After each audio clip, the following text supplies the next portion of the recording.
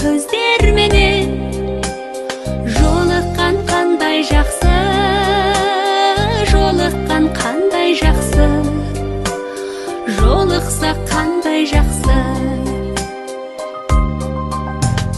Сағынған жүрекпенен, ең жақсы тілекпенен құшақтап қатты қысып, ең жақсы ниет